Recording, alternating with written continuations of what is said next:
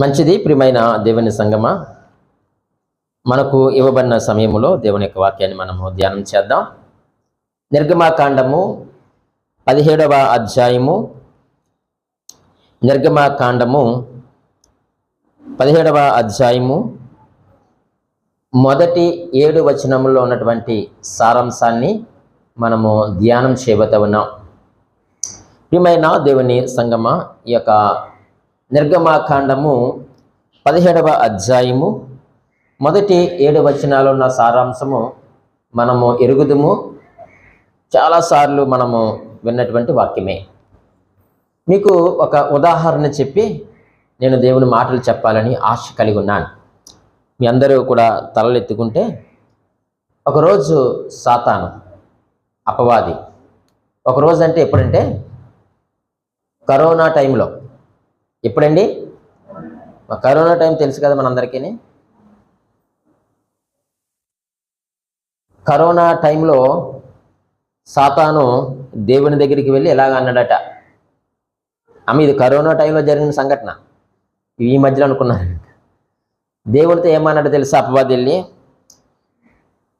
ప్రభువా చూసావా, నేను నీ మందిరాలన్నీ కూడా మూసి పాడేశాను అన్నాడట. వెంటనే ప్రభు అన్నాడు, నీవు మందిరాలు అయితే మూయించగలిగావు, కానీ నేనైతే ప్రతి ఇంటిని ఒక మందిరముగా చేశాను అన్నాడట. ఆ మాటకి అపవాదిగాడు సిగ్గుపడి తలవంచుకొని ప్రభు దగ్గర నుంచి పారిపోయాడట.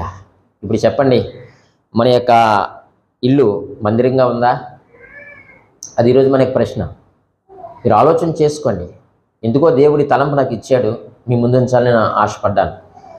మందిరాలు మోయించడని వాడు ఆనందపడ్డాడు, కానీ దేవుడు ప్రతి ఇంటిని, ప్రతి గృహాన్ని కూడా ఒక మందిరంగా మార్చాడని సంగతి మనందరూ కూడా ఎరుగుదాం. వాడు తలదించుకోవాలి అంటే నీ ఇంటిలో, నీ గృహములో ఎప్పుడు కూడా దేవుని యొక్క మందిరముగా ఉండాలి. సరే, ఈరోజు మన యొక్క వాక్యాంశం ఏమిటంటే కొట్టబడిన బండ. ఏంటండి? మాట్లాడరండి. జ్వరం మీకా నాకా? నాకే.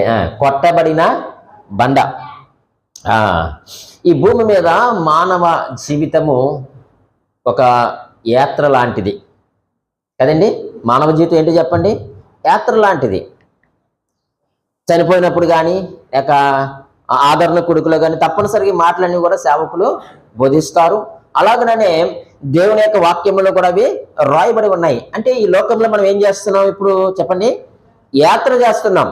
ఎవరికి ఈ లోకము శాశ్వతము కాదు అన్న సత్యాన్ని మనము గ్రహించి ఈ యొక్క యాత్ర మనం చేస్తూ ఉన్నప్పుడు, ప్రియమైన వారులారా, ఈ యాత్రలో మనకు అనేకమైనటువంటి లోయలు కనిపిస్తాయి, అనేకమైనటువంటి వంకర మార్గాలు ఉంటాయి.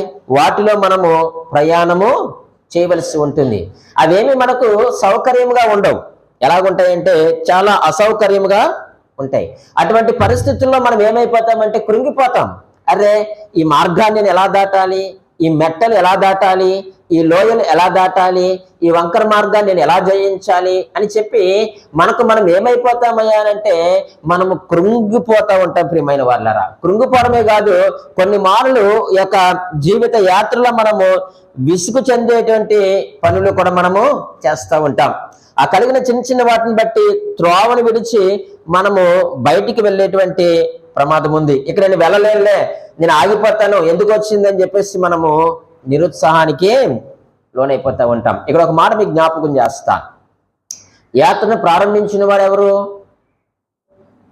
దేవుడే. మాట్లాడండి. యాత్రను ప్రారంభించింది ఎవరు? దేవుడే ప్రారంభించాడు. మరి యాత్రలో కావలసినవన్నీ సమకూర్చేవాడు ఎవరు? దేవుడే.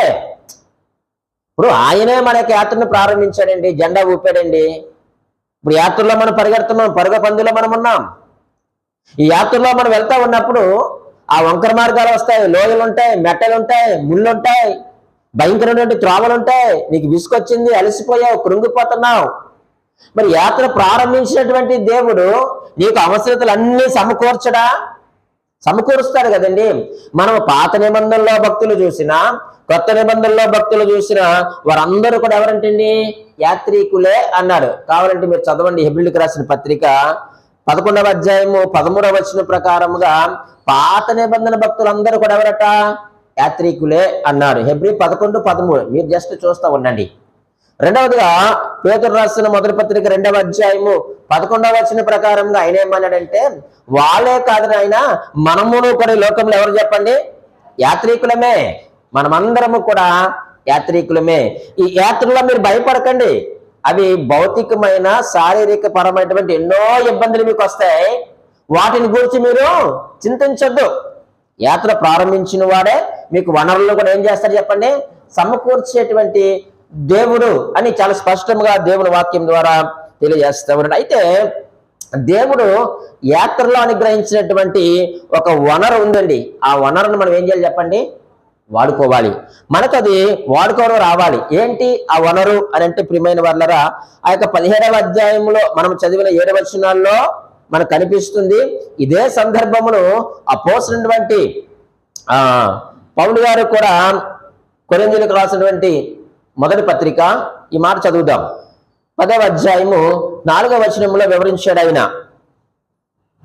మొదటి కొరింథీయులకు రాసిన పత్రిక 10వ అధ్యాయం 4వ వచనం అన్నాడు చూడండి. అందరూ ఆత్మ సంబంధమైన ఒకే పానీయమును పానము చేసిరి, ఏలయనగా తమ్మును వెంబడించిన ఆత్మ సంబంధమైన బండలోనిది త్రాగిరి, ఆ బండ క్రీస్తే. అయితే వారిలో ఎక్కువ మంది దేవునికి ఇష్టలుగా ఉండకపోయారు కనుక అరణ్యములో సంహరింపబడిరి. వారు ఆశించిన ప్రకారము మనము చెడ్డవాటిని ఆశించకున్నట్లు ఈ సంగతులు మనకు దృష్టాంతములుగా ఉన్నవి అనే మాట మనం కూడా చూస్తూ ఉన్నాం. అయితే ప్రియమైన వాళ్ళరా, ఈ యొక్క యాత్రలో దేవుడు మనకు అనుగ్రహించినటువంటి వనరు ఏమిటయ్యా అనంటే, ఆనాడు పాత నిబంధన భక్తులకేమో బండ అయితే, ఈనాడు ఆ బండ మనకి ఎవరు చెప్పండి? క్రీస్తే. అంతే. ఆనాడు వారికి ఎదురుగా నిలబడిన బండ క్రీస్తే. ఈరోజు ఆయన శరీరధారిగా మన ముందు ఆయన ఏం చేశాడు చెప్పండి? నిలవబడ్డాడు. సో కాబట్టి దేవుడిచ్చినటువంటి ఆ యొక్క బండను మనం ఏం చేయాలంటే ఆశించాలి. ఆ బండను మనం ఏం చేయాలి? ఆశించాలి. ఆ బండలో ఏదో ఉంది. ఆ యొక్క బండలో ఉన్నటువంటి యొక్క వనరులను నీవు నేను ఏం చేయాలి? ఉపయోగించుకోవాలి, వాడుకోవాలి. ఇవన్నీ కూడా ఈ యాత్రలోనే మనకు ఉంటాయన్న సంగతిని మీరు మర్చిపోకూడదని నేను మీకు ప్రేమపూర్వకముగా తెలియజేస్తూ ఉన్నాను. కాబట్టి ప్రియమైన దేవుని సంగమా, యేసుక్రీస్తు నీకు అర్థమయ్యాడా? ఆ బండ నీకు అర్థమైందా? ఆనాడు కొంతమందికి అర్థమైంది కానీ కొంతమందికి అక్కడ అర్థం కాలేదు. ఆ మాటను ఆయనే అక్కడ మనము చూస్తూ ఉన్నాం. కొంతమంది ఏమైపోయారంటే అక్కడ దేవునికి ఇష్టలుగా ఉండకపోయారు కనుక అరణ్యంలో వారు ఏం చేయబడ్డారు? సంహరించబడ్డారు, చంపబడ్డారు. అంటే వారు క్రీస్తు అనేటువంటి బండలో ఉన్నటువంటి యొక్క పానీయముని చేసి, నీళ్ళను పానీయము చేసి ఆ బండ అనేటువంటి క్రీస్తుని వారు ఏం చేస్తారు అంటే విసర్జించారు. దానికి కారణాలు వాళ్ళు ఏమైపోయారు? అరణ్యంలోనే రాలిపోయారు. మరి రోజు ఆ యొక్క బండ అనేటువంటి క్రీస్తు నీ కొరకు నా కొరకు ప్రాణం పెట్టి మన ఎదురుగా ఆయన కృపాసత్య సంపూర్ణుడిగా వాక్యముగా మన మధ్య ఉండగా, మనకు ఎదురుగా ఉండగా, ఈ రోజు ఎందుకు క్రీస్తులో ఉన్నటువంటి వనరులను వాడుకోలేకపోతున్నావు? నాకు ఎఫెసీయులకు రాసిన పత్రికలో ఆయనలో ఉన్నటువంటి వనరులు ఏంటో చెప్పారు. ఆయన ఆరాధన హెచ్చరికల్లో తెలియజేశారు. ఆయనలో చాలా వనరులు ఉన్నాయి. కానీ ఈరోజు మనకి ఏమి చేత కాదని చెప్పండి? వాడుకోవడం మనకు చేత కాదు. దేవుని గూర్చినటువంటి అవగాహన నీకుంటే నువ్వు ఆత్మతో సత్యముతో ఆయన ఏం చేస్తావు? ఆరాధిస్తాం. మొదట మనకి దేవుని గూర్చిన అవగాహన మనకు రావాలి. ఆయన ఎదురుగా వచ్చినప్పుడు దేవుని ఎదుట నిన్ను గూర్చిన నీకు అవగాహన రావాలి. దేవుని గూర్చిన అవగాహన నీకు ఉండాలి. అలాగే నిన్ను గురించి నీకేముండాలి చెప్పండి? అవగాహన ఉండాలి. అప్పుడే మనము దేవుణ్ణి ఆత్మతో సత్యముతో ఆరాధించగలము. దేవుడు అంటే ఏమిటో నీకు తెలియకపోతే ఆరాధించలేవు. దేవుని ఎదుట నువ్వేమిటో నీకు అర్థం కాకపోతే, అవగాహన రాకపోతే నువ్వు ఆరాధించలేవు. ఆరాధన రాదు. దేవుడు అర్థం కావాలి. దేవుని ముందు మనమేంటో కూడా అర్థం కావాల్సినటువంటి అవసరత ఉంది. ఆనాడు ఆ యొక్క బండను వారు తృణీకరించారు, మేలు పొందారు. ఆ బండలో నీళ్ళన్నీ కూడా తాగారు. ఆ రెఫీదీంలోకి వచ్చేసరికి, ఆ సీను అరణ్యంలోకి వచ్చేసరికి. కానీ తర్వాత వాళ్ళు ఆ యొక్క బండను తృణీకరించారు. ఈరోజు చాలా మంది క్రీస్తున్నటువంటి ఐశ్వర్యమును వాడుకుంటున్నారు, ఆయన యొక్క శిలువ రక్తమును వాడుకుంటున్నారు, ఆయన కృపను వాడుకుంటున్నారు, ఆయన యొక్క ప్రేమను వాడుకుంటున్నారు, ఆయన యొక్క సహవాసాన్ని వాడుకుంటున్నారు. కానీ ఒకానొక సమయం వచ్చేసరికి దేవుని మనం ఏం చేస్తున్నాం చెప్పండి? విసర్జిస్తూ ఉన్నాం. అంటే యూజంతులుగా పారేస్తున్నాం. మన అవసరానికి యేసుక్రీస్తుని వాడుకుంటున్నాం, మన యొక్క బలహీనతలు వాడుకుంటున్నాం ఆయన్ని. అరే ఈ యాత్రలో నాకు వచ్చిన కష్టాలను బట్టి, నాకు వచ్చిన బాధను బట్టి, ఈ యొక్క మెట్టలో లోయలను బట్టి ఏదో దేవుని దగ్గరికి వెళ్తున్నాను, పొందుకున్న తర్వాత యేసుక్రీస్తు ఎవడో నాకు తెలదన్నట్టుగా మనం బిహేవ్ చేస్తా ఉన్నాం. కాబట్టి ఆయన అంటున్నాడు ఇక్కడ, పౌలు గారు చాలా గొప్ప సంగతులు ఏం రాశాడు అక్కడ 6వ వచనంలో అంటున్నాడు, వారు ఆశించిన ప్రకారము మనము చెడ్డవాటిని, ఉందండి ఆ మాట అక్కడ, వారు ఆనాడు చెడ్డవాటిని ఏం చేశారట, ఆశించారు, మంచి వాటిని తృణీకరించారు, బండగా ఉన్నటువంటి క్రీస్తుని తృణీకరించారు, యెహోవా అనేటువంటి నామమును తృణీకరించారు, సర్వశక్తి కలిగిన దేవుని తృణీకరించారు, స్వయంభువుని తృణీకరించారు, విజయుని తృణీకరించి వారు సమీపమైనటువంటి దేవుని వారు తృణీకరించి అరణ్యములో వారి యాత్రలో వారు ఏమైపోయారు చెప్పండి, మాట్లాడరే, కూలిపోయారు. ఈరోజు యేసుక్రీస్తుని గురించి విన్న నీవు, ఆయన సొంత రక్షకునిగా అంగీకరించినటువంటి నీవు, ఆయన రక్తంలో కరగమైనటువంటి నీవు, దేవునితో సమాధాన పరచమైనటువంటి నీవు, అవసరం తీరిపోయిన తర్వాత క్రీస్తుని వదిలేస్తున్నావా? అందుకే మొదట ఉదాహరణ ఎందుకు చెప్పానంటే, నీ ఇల్లు దేవునికి మందిరంగా ఉండాలి. అది మొదట. ఇక్కడ దేవుని మందిరం ఎలాగే ఉంది లేదని కాదు, కానీ నీ గృహం ఎలాగుందో చూడు. ఒకవేళ మూసేయచ్చు కాక, రేపు పొద్దున్న ఎవరైనా RSS లో లేకపోతే బజరంగ దళాలో ఎవడా వచ్చి దీన్ని మూయించచ్చు కాక. కానీ ప్రియమైన దేవుని సంగమా, దేవుడు అంటున్నాడు, ఒకవేళ అపవాదైనా నువ్వు మందిరాలు మూయించావేమో కానీ నేను ప్రతి ఇంటిని కూడా ఒక మందిరంగా నేను మార్చాను. మరి నీ ఇల్లు ఒక మందిరంగా ఉందా? ప్రియమైన దేవుని సంగమా, ఈరోజు ఈ బండను గురించి కొన్ని విషయాన్ని మనము ఆలోచన చేద్దాం. దేవుడు మన ముందుకు నడిపిస్తూ ఉన్నాడు. ఇక నిర్గమాకాండము 17వ అధ్యాయంలో మొదటి 7 వచనాల్లో ఉన్నటువంటి సందర్భాన్ని మనము ఆలోచన చేస్తూ కొన్ని విషయాలు మనము ధ్యానము చేద్దాం. ప్రియమైన వాళ్ళరా, ఇక్కడ మనం ఆలోచన చేస్తే ఆ 17వ అధ్యాయము మొదటి వచనం నుంచి మనం చూస్తే వాళ్ళు ఎక్కడికి వచ్చారయ్యా అని అంటే, సీను అరణ్యం నుంచి వాళ్ళు ప్రయాణమైపోయి రెఫీదీములో వాళ్ళు ఏం చేశారు, అక్కడ దిగారు. అయితే వారికి ఏమీ లేదట, వాటర్ లేదు, దాహం వేసేస్తూ ఉంది, డిహైడ్రేషన్ వస్తుంది వాళ్ళకి. అయితే వెంటనే వారు ఏం చేశారు, వాళ్ళు 3వ వచనంలో ఏం చేశారు, దప్పుకొని మోషే మీద వారు సనిగారు. ఈరోజు చాలా మంది ప్రియమైన వాళ్ళరా సనుగులు. ఈ సనుగులు ఎలా ఉంటాయంటే, వేడి చెనకాయ తెలుసండి, ఇలా కొట్టు తింటారు, అలా వినబడతాయి సనుగులు. దేవుని మీద సనుగులు, దేవుని వాక్యం మీద సనుగులు.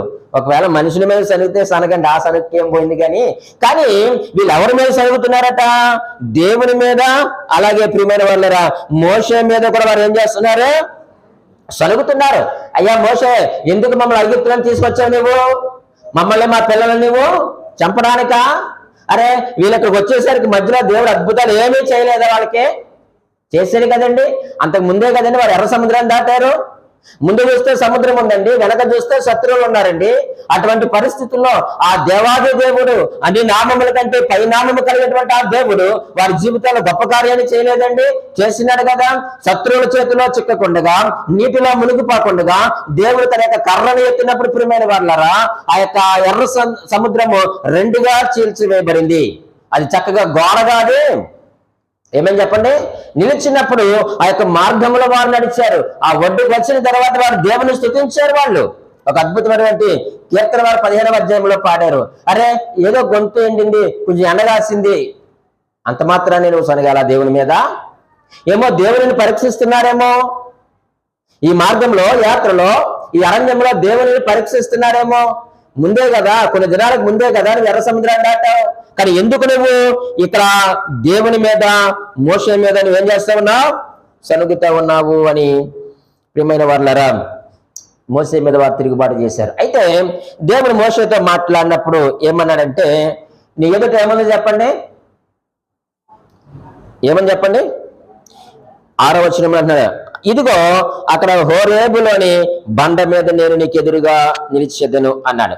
నెంబర్ 1, కొట్టబడిన బండలో మొట్టమొదటి అంశం ఏమిటంటే, ఈ బండ ఎండిపోయిన స్థలంలో ఉంది. ఈ బండ ఎక్కడుంది చెప్పండి? అంతే కదండి. వాళ్ళు ఎక్కడున్నారట, సీను అరణ్యములో ఉన్నారు, వారు రెఫీదీములో ఉన్నారు. ఆ యొక్క అరణ్యంలో అంతా కూడా ఎండినటువంటి పరిస్థితి. ఈ బండ ఎక్కడుంది చెప్పండి? ఎండిపోయినటువంటి స్థలంలో ఉన్నటువంటి బండ. ఇందాక మనం ఆరాధన హెచ్చరికల్లో మనం విన్నాం, అల్పమైన దానిలో నుంచి దేవుడు ఘనమైన కార్యాలు చేస్తాడని. వాళ్ళ కంటికి అది ఎలా కనిపిస్తుంది, ఒక రాయిలా కనిపిస్తుంది. కనీసం ఎవరైనా సరే ఊహించండి, ఆ బండలో నుంచి నీళ్ళు వస్తాయని ఎవరైనా అనుకుంటారా? ఇప్పుడు ఏదో చిన్న పిల్లకాలమో నీటి బుగ్గ అంటే ఏమనుకుంటారు చెప్పండి? అమ్మ కొద్దిగా నీళ్ళు దొరికారు బాబు, దేవుడు అద్భుతం చేస్తే నీళ్ళు పెద్దగా అయిపోతాయి అనుకుంటారు. ఇప్పటి వరకు వాళ్ళ బండల్లోను, కొండల్లోను, అరణ్యంలోను, ఎడారులోను నడిచేటటువంటి వారు ఆ బండను చూస్తే వారికి ఏమనిపిస్తుంది? అరే ఈ బండలోంచి ఏమొస్తుంది అని అనిపిస్తుంది. ఆనాడు ఆ బండ ఎక్కడుంది చెప్పండి? ఎండిన స్థలములో ఉంది. మరి యేసుక్రీస్తు వారు ఎక్కడ ఉన్నారు ఈనాడు? చూడండి, మీకు మాట జ్ఞాపకం చేస్తాను, చదవండి త్వరగా. యెషయా గ్రంథము 53వ అధ్యాయము 2వ వచనములో ఆ మాటను చదవండి. యెషయా గ్రంథము 53వ అధ్యాయము 2వ వచనంలో చూడండి, లేత మొక్క వలెను, ఎండిన భూమిలో మొలిచిన మొక్క వలెను అతడు ఆయన ఎదుట పెరిగెను. ఆయన ఎక్కడ ఉన్నాడండి? ఎండిన భూమిలో ఉన్నాడు. ఎవరైనా? ఎస్, ప్రభువైన యేసుక్రీస్తు వారు ఆయన ఎండిన భూమిలో ఉన్నారు. ఎండిన స్థలములో నీ కొరకు నా కొరకు ఆయన ఏర్పాటు చేయబడ్డారు. అందుకే ఆయన పుట్టినటువంటి నజరేతు కూడా మంచి స్థలం ఏమీ కూడా కాదు. అది దొంగలతో నింపినటువంటి స్థలము, అది ఎండిపోయినటువంటి స్థలము. అక్కడ మంచి దేవి కూడా లేనటువంటి స్థలంలో యేసుక్రీస్తు వారు జన్మించారు. ఆ మాట మీకు చూపిస్తాను. యోహాను సువార్త 1వ అధ్యాయంలో 46వ వచనంలో నతనయేలుకి వచ్చిన డౌట్ అదే. నతనయేలుకి ఏమొచ్చిందండి? అనుమానం వచ్చింది, డౌట్ వచ్చింది. అదేంటి? నజరేతులో నుంచి మంచిది ఏదైనా వస్తుందా? అందుకు నతనయేలు అంటున్నాడు, నజరేతులో నుండి మంచిది ఏదైనా రాగలదా అని అతను అడుగుగా, వచ్చి చూడము. ఈరోజు చాలా మంది ప్రియమైన దేవుని సంగమా, నీ యొక్క యాత్రలో, నీ యొక్క ప్రయాణంలో నీకు కలిగిన కష్టములో, ఇబ్బందుల్లో, బాధల్లో నువ్వేం చేస్తా ఉన్నావంటే నీవు కృంగిపోతా ఉన్నావు. నాకు సహాయం చేసేవారు ఎవరున్నారు? నీ చుట్టూ ఉన్నది అది బండ అవ్వచ్చు, లేకపోతే చెక్క అవ్వచ్చు, కర్ర అవ్వచ్చు, ఏదైనా కావచ్చు. దేవుడు అద్భుతం చేయాలని అనుకుంటే దేని ద్వారానైనా అద్భుతాన్ని చేయగలిగిన దేవుడు. నతనయేలు అంటున్నాడు, అరే ఆ ఊర్లోంచి మంచిది ఏది రాదే, మంచి పేరు లేదే.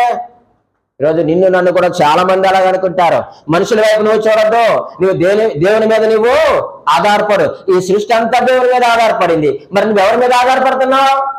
మనుషుల మీద ఆధారపడుతున్నావేమో, ఈ సృష్టి మీద నువ్వు ఆధారపడుతున్నావేమో, ఏదో నుయ్యను చూసి, బావిని చూసి, కుళాయిని చూసి, లేకపోతే బియ్యాన్ని చూసి నువ్వు ఆధారపడుతున్నావేమో. వీటన్నిటికంటే ఆయన జీవాహారం అందించగలిగినటువంటి దేవుడు. అరే మంచిమైనటువంటి ప్రజలలో ఎవరు పుట్టారు చెప్పండి? మెస్సయ్య పుట్టాడు. అరే ఆ నజరేతులో నుంచి మంచిది ఏమైనా వస్తుందయ్యా? రాగలదా అసలా? అది ఎంత దుర్మార్గమైనటువంటి స్థలము, అది దొంగలతో నింపబడినటువంటి స్థలము, అదంతా కూడా పాపముతో నింపబడినటువంటి స్థలము, బందిపోటులు తగినటువంటి స్థలము, ఆ యొక్క కొండ చర్యలున్నటువంటి స్థలము. అటువంటి స్థలంలో మంచిది ఎలాగొస్తుందండి అంటే వెంటనే తన సహోదరు వచ్చి చూడు. ఈరోజు మనకు దేవుడి దగ్గర రావడం తెల్లేదు. ఆ బండ నీకు ఎదురుగానే ఉంది. ఆ యేసయ్య నీతోనే ఉన్నాడు, నీతోనే సహవాసం కలిగి ఉన్నాడు. నీకు సమీపంగా ఉన్నటువంటి దేవుడు, నీతో నాతో సత్సంబంధాలు కలిగినటువంటి దేవుడు. కానీ ఆ యొక్క వనరులను మనకు వాడుకోవడము అదే తేడా. ఆయనలో ఉన్నటువంటి వనరులను నీవు నేను వాడుకోవలసిన అవసరత ఉంది. ఆనాడు అక్కడ మనం చూస్తే ఆ బండ ఎండిన స్థలములో ఉంది. ఈనాడు ఆ బండ అయినటువంటి క్రీస్తు వారు కూడా ఎండిన స్థలములో ఆయన లేత మొక్క వలె ఉన్నాడు. ఎందుకు లేత మొక్కగా ఉన్నాడు? అది పెరిగి పెద్దయ్యి మనందరి కొరకు విరవబడింది. ఆనాడు బండను కొడితే వారికి నీళ్లు వచ్చాయి, తాగి సమృద్ధిగా వారు బ్రతికారు. ఈరోజు యేసుక్రీస్తు వారిని కొట్టడం ద్వారా, ఆ శిలువ మరణములకు అప్పగించడం ద్వారా, ఆయన శిలువ రక్తము చిందించడం ద్వారా, ఆ రక్తము వలన మనందరి పాపములు ఏం చేయబడి చెప్పండి? కడగబడి మనమందరం కూడా పవిత్రపరచబడ్డాం. ఆ యొక్క రక్తం ద్వారా మనము జీవిస్తా ఉన్నాం. ఇది ఆ బండకు ఉన్నటువంటి చరిత్ర. రెండవ విషయాన్ని మీకు నేను జ్ఞాపకం చేస్తాను. ఎండిన స్థలములో ఉన్నటువంటి బండ. రెండవదిగా ప్రియమైన వాళ్ళరా, అరణ్యములో కనబడినటువంటి బండ. ఏంటండి? అరణ్యములో కనబడినటువంటి బండ. అరే ప్రియమైన వాళ్ళరా, ఆ యొక్క బండను చూస్తే ఎవరికైనా దప్పిక తీరుస్తుంది అనుకుంటారని చెప్పండి. ఎవరైనా అనుకుంటారా? అనుకోరు. కానీ ఆ యొక్క అరణ్యమైనటువంటి యొక్క బండ ప్రియమైన వాళ్ళరా, ఇజ్రాయెల్ ప్రజలందరికీ కూడా ఏమి తీర్చింది అంటే వారి యొక్క దాహమును తీర్చినటువంటి బండ. ఈరోజు ఈ యొక్క యేసుక్రీస్తు వారు కూడా మనకు ఎదురుగా ఉన్నటువంటి ఆయన కూడా మన అందరి అవసరతలు కూడా తీరుస్తాడు. ఆయన మీద మనం నమ్మిక ఉంచాలి, ఆయన మీద మనము ఆనుకోవాలి. హెబ్రీయులకు రాసిన పత్రిక 2వ అధ్యాయము 16వ వచనాన్ని చదువుకుందాం. ఏలయనగా ఆయన ఎంత మాత్రమును దేవదూతల స్వభావమును ధరించుకొనక అబ్రహాము సంతాన స్వభావమును ధరించుకుని ఉన్నాడు.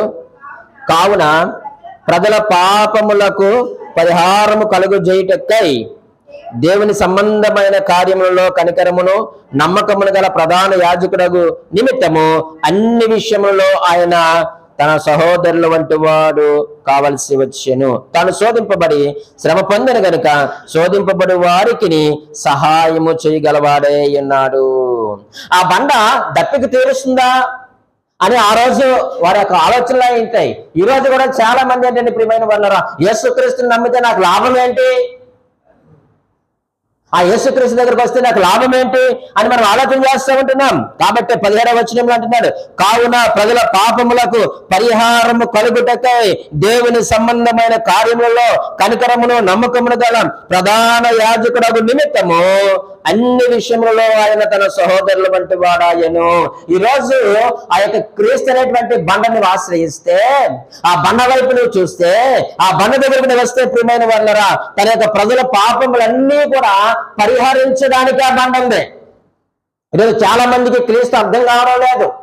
ఎప్పుడు చూసినా స్వస్థతలు ఇవి లేవని నేను అనడం లేదు, దానికి విరోధం కాదు. నేను స్వస్థతలు దేవుడు ఇస్తాడు, భౌతికమైన అవసరతలు ఇస్తాడు. నిన్ననే మనం మాట్లాడుకున్నాము, నేను ఎందుకు వాక్యమును చదవాలి అనేటువంటి అంశాన్ని మాట్లాడుతూ, నువ్వెందుకు ప్రతిరోజు దేవుని వాక్యం చదవాలో తెలుసా? భౌతికమైన శారీరకమైన స్వస్థత కలగడానికి నువ్వేం చదవాలి? దేవుని వాక్యాన్ని చదవాలి. దేవుని వాక్య బోధకు నువ్వు లోబడాలి. ఈరోజు మనకు దేవుని వాక్యము చదవడం మనకు రాదు, బైబిల్ తెస్తాం మనం, తేవని కాదు ప్రియమైన వాళ్ళరా. కానీ ఈ క్రీస్తు అనేటువంటి బండలో ఉన్న వనరులు మనకు వాడుకోవడము రావడం లేదు. ఆయన మనందరి పాపములను తీసివేయడానికి ఆయన మనకు ఎదురుగా ఒక బండగా ఆయన నిలవబడి ఉన్నారు. ఆయన కొట్టడానికి దేవుడు మంచి కర్రనిచ్చారండి. అది వాగ్దానపు కర్ర, తీర్పు కర్ర. దాని కొరకు తర్వాత ఆలోచన చేద్దాం. ఈ రోజు యేసుక్రీస్తు వారు కూడా కొట్టబడ్డారు. ఆయన కొట్టబడకుండా ఆయనలో నుంచి మనకు జీవజలాలు రాలేదు. ఆయన కొట్టబడకుండా ఆయన రక్తము చెల్లించబడలేదు. ఆయన కొట్టబడకుండా తనలో ఉన్నటువంటి ఆశీర్వాదం ఏది కూడా మనకు రాలేదు. కానీ ఈరోజు ప్రియమైన వాళ్ళరా, ఆయన కూడా మన వంటి వాడయ్యి శరీరధారిగా ఈ లోకంలోనికి వచ్చి మనందరి పాపముల నిమిత్తము ఆయన అప్పగించబడ్డాడు. ఈరోజు నీకు క్రీస్తు అనేటువంటి బండ నీకు అర్థమైందా? అర్థమైతే ఆ బండలో ఉన్నటువంటి వనరులను నువ్వేం చేస్తావు చెప్పండి? వాడుకుంటావు. మొట్టమొదటిగా ఆ బండ ఎక్కడుంది చెప్పండి? ఎండిన స్థలంలో ఉన్నటువంటి బండ. మన యేసుక్రీస్తు వారు కూడా ఎండిన స్థలములో ఉన్నటువంటి వాడే. రెండవదిగా అరణ్యములో కనబడినటువంటి బండ అనుకున్నారు. అసలు ఇందులో ఏముంటుంది ఏముండదు అనుకున్నారు. ఈరోజు యేసుక్రీస్తుని చూసిన వారు కూడా చాలా మంది అదే అనుకుంటున్నారు. ఒక్కసారి ఆయన దగ్గరికి వచ్చి చూడు, ఆయన చేసినటువంటి కార్యములను రుచి చూస్తే ఆయన ఎంత గొప్ప దేవుడో నీకు అర్థమవుతుంది. మూడో విషయాన్ని నేను మీ ముందు ఉంచుతాను ప్రియమైన వాళ్ళరా. ఈ బండ దేవుడు ఏర్పాటు చేసినటువంటి బండ. ఏమన్నాడు అక్కడైనా? 17వ అధ్యాయము 6వ వచనములో, ఇదిగో అక్కడ హోరేబులోని బండ మీద నేను నీకు ఎదురుగా నిలిచేదను, నీవు ఆ బండను పట్టగా ప్రజలు త్రాగుటకు దానిలో నుండి నీళ్ళు బయలుదేరునని మోషేతో సెలవీయగా, మోషే ఇశ్రాయేలు పెద్దల కన్నుల ఎదుట అట్లు చేశాను. ఈ బండ ఎవరు చెప్పండి? ఎవరు ఏర్పాటు చేశారు?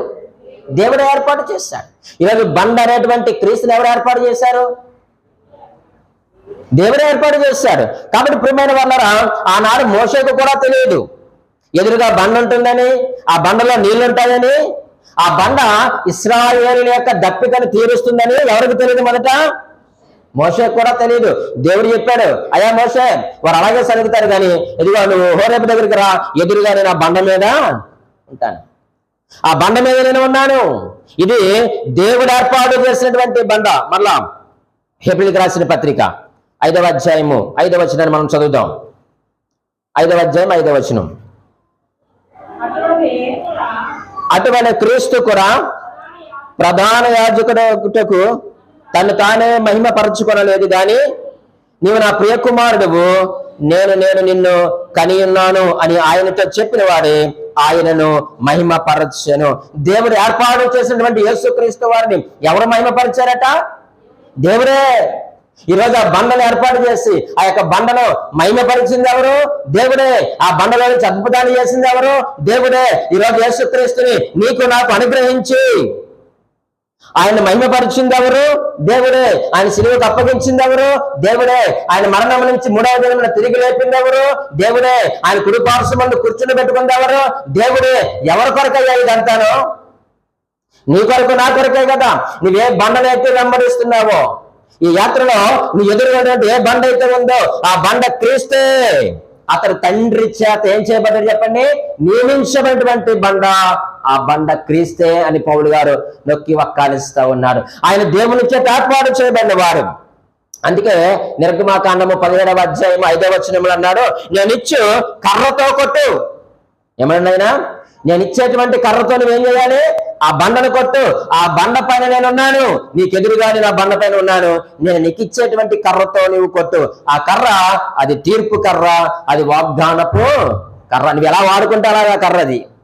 వాగ్దానంగా వాడుకుంటావా? దేవునికి స్తోత్రం. అలాగే తీర్పు కర్రగా వాడినది దేవునికి స్తోత్రం. ఎందుకంటే ఆయన సిలువపై ఉన్నప్పుడు ఆయన కొట్టబడ్డాడండి. ఆయన కొట్టబడకపోతే మనకు విమోచనేది కదండి. ఆయన కొట్టబడకపోతే మనకు ఆ నిత్య జీవమేది? ఈయన ఏర్పాటు చేయబడినటువంటి బండ. ఎప్పుడు ఏర్పాటు చేయబడ్డాడు ఈయన? చూడండి, ప్రకటన గ్రంథము 13వ అధ్యాయము 8వ వచనంలో ఈ మాటను మనము చూడగలుగుతున్నాం. 13వ అధ్యాయం 8వ వచనంలో అంటున్నాడు, భూనివాసులందరూ అనగా జగదుత్పత్తి మొదలుకొని వధింపబడి ఉన్న గొర్రె పిల్ల యొక్క అన్నాడు. ప్రియమైన వారలారా, ఈయన ఎప్పుడు ఏర్పాటు చేయబడ్డాడట? జగదుత్పత్తి మొదలుకొని ఆయన గొర్రె పిల్లగా ఆ బండ అక్కడ ఉంది. ఆయన ఇప్పుడు జగత్ పునాది వేయబడక మునిపే దేవుని చేత, తండ్రి చేత ఏర్పాటు చేయబడినటువంటి బండ. ఆ యొక్క బండను గురించి దేవుని యొక్క ఏర్పాటును ఎప్పుడు తెలియజేశాడో చెప్పమంటారా? మనం ఆలోచన చేస్తే ఆ యేసుక్రీస్తు వారు బాప్తిస్మం తీసుకొని వచ్చినప్పుడు, బాప్తిస్మం తీసుకొని ఆయన నీటిలోంచి పైకి లేచిన తర్వాత ఒక సంఘటన జరిగింది. ఏంటి చెప్పండి? అది దేవుడు అక్కడ తన యొక్క ఏర్పాటుని తెలియజేశాడు. ఏమన్నాడు? ఈయన నా ప్రియ కుమారుడు, ఈయన యందు నేను ఆనందించుచున్నాను. అది దేవుని యొక్క ఏర్పాటు. నా ఏర్పాటు ఏమిటో మీకు తెలియజేస్తున్నాను. ఈయన నా ప్రియ కుమారుడు, ఈయన యందు నేను ఆనందించుచున్నాను. ఈయన నేను ఏర్పాటు చేశాను, సర్వ మానవాళి పాపము కొరకు ఆయన సిలువపై కొట్టబడతాడు అన్నాడు ఆయన. ఈరోజు యేసుక్రీస్తు దేవుని చేత ఏర్పాటు చేయబడిన వాడు అని నీకు అర్థమైందా? ఆనాడు ఇశ్రాయేలు ప్రియమైన వారులారా, ఆ యొక్క మార్గంలో ఆ యొక్క బండలో నీళ్ళు వారు తాగారు. ఎక్కడ నీళ్ళు తాగిన వాళ్ళు? ఆ బండలో నీళ్ళు వారు తాగారు. కానీ తాగి ఆ యొక్క బండను వారు విస్మరించారు. ప్రియమైన వారులారా, ఆ యొక్క బండను వారు తృణీకరించారు. ఈ రోజు మనము కూడా క్రీస్తు అనేటువంటి బండ దగ్గర నుంచి ఎన్నో మేలులు పొందుకుంటూ, ఎన్నో వనరులను మనం పొందుకుంటూ, మేలు పొందిన తర్వాత ఆ యొక్క బండను నీవు నేను తృణీకరిస్తున్నామా? ఒకవేళ తృణీకరిస్తే ఆనాడు ఇశ్రాయేలు ప్రజలకు ఏది జరిగిందో ఈరోజు మనకు అదే జరుగుతుంది. అందుకే ఆయన అన్నాడు, వారు మనకు దృష్టాంతముగా ఉన్నారు. వారు సనిగారు, వాళ్ళు ఆహారం కోసం సనిగారు, నీళ్ళ కోసం సనిగారు, ప్రయాణం కొరకు సనిగారు, లేక వాళ్ళకి కావలసినటువంటి ప్రతి దాని కోసం వారు సరుగుతూనే ఉన్నారు. అనుభవిస్తూనే ఉన్నారు, సరుగుతూనే ఉన్నారు. అనుభవిస్తున్నారు, సరుగుతున్నారు. ఈరోజు మనము కూడా అంతే. యేసుక్రీస్తులు అన్ని పొందుకుంటున్నాం, కానీ ఎక్కడో మన దగ్గర అనుమానం. అది చాలా ప్రమాదం. పెనుభూతం కూడా అది దేవుని నుంచి మనలను దూరం చేసేస్తుంది. ప్రియమైన వారులారా, నాలుగవదిగా మనం ఆలోచన చేస్తే దైవత్వముతో నిండిన బండ. ఏ బండ అండి అది? దైవత్వముతో నిండిన బండ. ఆయన అన్నాడు కదా, ఇదిగో హోరేబులో నీకు ఎదురుగా బండ ఉంటుంది, ఆ బండ మీద నేను ఉన్నాను అన్నాడు. అంటే ఇప్పుడు ఆ బండ ఎలా ఉంది చెప్పండి? అది దైవత్వముతో నింపబడినటువంటి బండ, తన యొక్క ప్రత్యక్షతను నిలిపినటువంటి బండ. యేసుక్రీస్తు వారి మీద కూడా తండ్రి తన యొక్క ప్రత్యక్షతను నిలిపినాడు.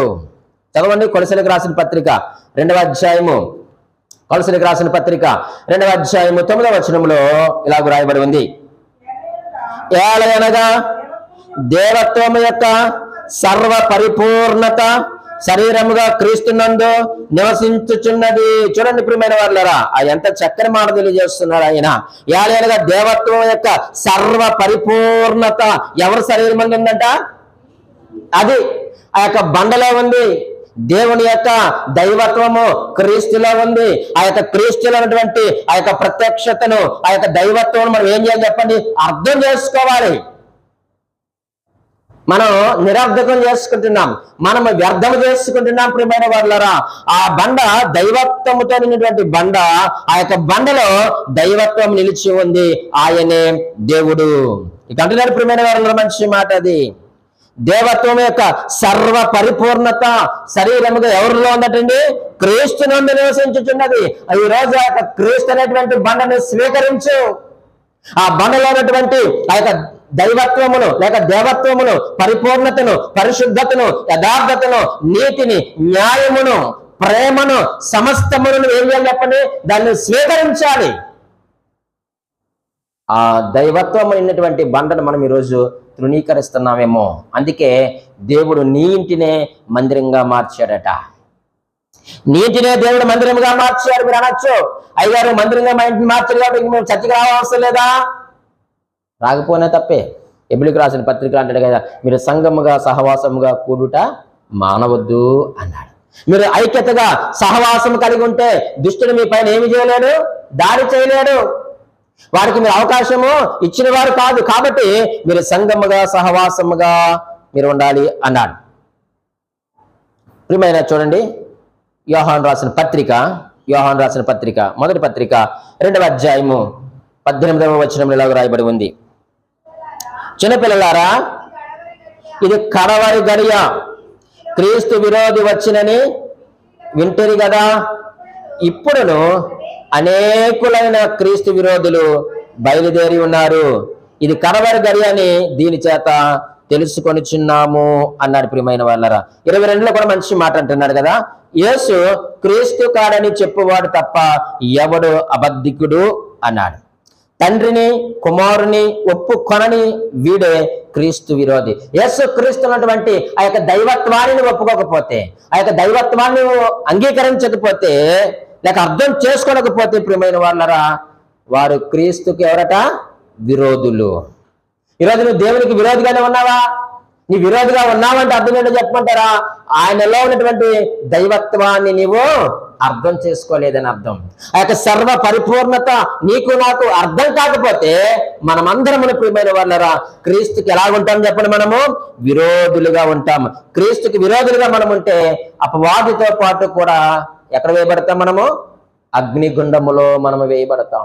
ఈరోజు ఆ కొట్టబడినటువంటి బండ నీ యొక్క యాత్రలో, నీ యొక్క ప్రయాణంలో నీకు ఎదురుగా ఉండగా, ఆ యొక్క అరణ్యం అనేటువంటి యాత్రలో ఎండుకునేటువంటి స్థలంలో ఆ బండ నీకు ఎదురుగా ఉండగా, ఆ యొక్క బండలో ఉన్నటువంటి నీటి ఓటలను ఏం చేయాలి, స్వీకరించాలి. ఆ నీటి ఓటలు నువ్వు త్రాగాలి. దేవుడు ఇస్తాడు ప్రియమైన వాళ్ళరా. రెండవదిగా అది అరణ్యములో కనబడేటువంటి బండ. ఆ బండ దప్పిక తీరుస్తుందా అనేటువంటి అనుమానము నీకు నాకు రాకూడదు. ఎందుకనంటే ప్రియమైన వాళ్ళరా, ఆయన మనవంటి వాడైనప్పటికీ దేవుడు అతను ఏం చేశాడట, మహిమపరచెను అనేటువంటి మాటను మనం చదువుతున్నాం. ఆయన మహిమ కలిగినటువంటి దేవుడు. నువ్వు ఎటువంటి పరిస్థితుల్లో ఉన్నాం, ఆయన నీకు ఒక వనరుగా ఉన్నాడు. ఆ యొక్క వనరులను మనం ఏం చేయాలి, ఉపయోగించుకోవాలి. మూడవదిగా ఆ బండ దేవుడు ఏర్పాటు చేసినటువంటి బండ. దేవుడు ఏర్పాటు చేసుకున్నాడు ఆ బండ. ఈరోజు ప్రియమైన వాళ్ళరా, ఆ యేసు క్రీస్తు వారిని కూడా దేవుడే ఏర్పాటు చేసుకున్నాడు. ఆయన తండ్రి చేత నియమించినటువంటి బండ. ఆయన కొట్టబడ్డాడు ప్రియమైన వాళ్ళరా. ఆయన కొట్టబడ్డాడు కాబట్టి మన యొక్క ఆధ్యాత్మిక దాహాన్ని మనము తీర్చుకోగలిగాం. మన యొక్క ఆత్మీయ జీవితానికి ఆహారముగా ఆయన కొట్టబడ్డాడు. ఆయన యొక్క శిలువ రక్తం ద్వారా మనం బ్రతుకుతున్నాం. శిలువ రక్తం ద్వారా మనము బ్రతికి బట్ట కడుగుతా ఉన్నామన్న సత్యాన్ని నీవు నేను కూడా ఆలోచన చేయాలి. ఆయన జగత్ పునాది వేయబడక మునిపే ఆయన ఏర్పాటు చేయనటువంటి గొర్రెపిల్ల, వధింపబడినటువంటి గొర్రెపిల్ల. ఎవరి కొరకు వధించబడ్డాడు ఆయన? తన కొరకు తాను వధింపబడలేదు, తండ్రి కొరకు ఆయన వధింపబడలేదు, నీ కొరకు నా కొరకు సర్వ మానవాళి పాపం నుంచి విడిపించడానికి ఆయన వధింపబడిన గొర్రెపిల్లగా ఆయన ఉన్నాడు. ఈరోజు ఆ బండను తృణీకరిస్తే దేవుని యొక్క ఆ ఏర్పాటును తృణీకరించినట్లే. నాలుగవదిగా దైవత్వంతో నిండిన బండ. ఆ క్రీస్తు అనేటువంటి బండలో దైవత్వం ఉన్నది. ఆ యొక్క దైవత్వాన్ని మనం ఏం చేయాలి చెప్పండి, స్వీకరించాలి. తీసుకుని వాడుకోండి. వాడుకున్న వారికి వాడుకున్నంత. అది అన్లిమిటెడ్. యేసుక్రీస్తులో ఉన్నటువంటి ఆ యొక్క దైవత్వము అది అన్లిమిటెడ్ ప్రియమైన వాళ్ళరా. నువ్వెంత వాడుకున్నా, నువ్వెంత తవ్వినా ఆ యొక్క దైవత్వం ఏమవుతుంది చెప్పండి, వస్తూనే ఉంటుంది. జీవజల నదిగా ఆ యొక్క దైవత్వము పారుతూనే ఉంటుంది. ఆ యొక్క జీవాహారము దొరుకుతూనే ఉంటుంది. అయితే ఈరోజు ఆ యొక్క దైవత్వమును వాడుకోవడం మనకు రావాలి అని అంటే ప్రతిరోజు నువ్వు దేవుని యొక్క వాక్యాన్ని చదవాలి. ప్రతిరోజు నువ్వు దేవుని యొక్క వాక్యాన్ని చదవాలి, వాక్యమును ధ్యానించాలి. ఆ యొక్క బైబిల్ బోధనకు నువ్వు లోబడి జీవించవలసినటువంటి అవసరత ఉంది. అలా జీవిస్తే బండ ఏంటో నీకు అర్థమవుతుంది, ఆ బండ చేసిన మేలేంటో నీకు అర్థమవుతుంది. దయచేసి ఆనాడు ఇశ్రాయేలు చేసినట్లుగా నీవు చెయ్యొద్దు. ఏం చేయాలట? వారు ఆశించిన ప్రకారముగా మనము చెడ్డ వాటిని ఆశించొద్దు. నీ యొక్క జీవిత యాత్రలో, నీ యొక్క ప్రయాణంలో ఎన్నో ఒడిదుడుకులు వస్తాయి. రావని ఎక్కడ బైబిల్ చెప్పలేదు. ఆయన శ్రమ పడ్డాడు, శ్రమ పొందాడు. శ్రమ పడే వారికి ఆయన ఏం చేస్తున్నాడట? సహాయం చేస్తున్నాడట. ఆయన సహాయం చేయకపోతే నువ్వు భయపడాలి కదా, ఆయన నీకు సమీపంగా లేకపోతే నువ్వు భయపడాలి కదా, నేను రక్షించకపోతే భయపడాలి కదా, ఆయనలో దైవత్వం లేకపోతే నువ్వు భయపడాలి కదా, ఆయన జీవజలాలు లేకపోతే నువ్వు భయపడాలి కదా. అది ఎందుకు నీకు భయం? ఎందుకు దేవుని విడిచిపెట్టేస్తున్నావు? ఎందుకు అపనమ్మకం అంటే ఆ క్రీస్తు అనేటువంటి బండ ఏంటో నీకు నాకు అర్థం కాలేదు. అర్థం కాకపోతే ప్రియమైన వాళ్ళరా, మనము కూడా ఆనాడు అరణ్యములో వారు సంహరింపబడినట్లుగా అంత్య దినాల్లో మనం కూడా విరవబడతామేమో. ఒకసారి నీవు నేను ఆలోచన చేయవలసినదిగా ఉంది. ఈ యాత్రలో ఎన్ని సమస్యలు వచ్చినా ఆ దేవుడు మనకు ఒక వనరుని ఏర్పాటు చేశాడు. ఆ వనరును మనం వాడుకుందాం. ఒకవేళ క్రీస్తు నీకు అర్థం అవ్వాలంటే ఈ బైబిల్ చదివితే చాలు. ఈ వాక్యాన్ని చదువు. ఈ క్రీస్తు అనేటువంటి వాక్యమును నీవు చదివితే ఆయన ఏంటో మనకు అర్థమవుతుంది. అర్థమైతే మన జీవితం ఈ అర్థము కాదు అని నీకు అర్థమవుతుంది. అప్పుడు ప్రభు కొరకు నువ్వేం చేస్తావు? జీవిస్తావు. ఆయన యొక్క కృప కాపుదల, పగల మేఘస్తంభంగాను రాత్రి అగ్నిస్తంభంగాను ఆయన మనలను నడిపించేటువంటి దేవుడు. దేవుడి మాటలు దీవించి ఆశీర్వదించునుగాక. ఆమేన్.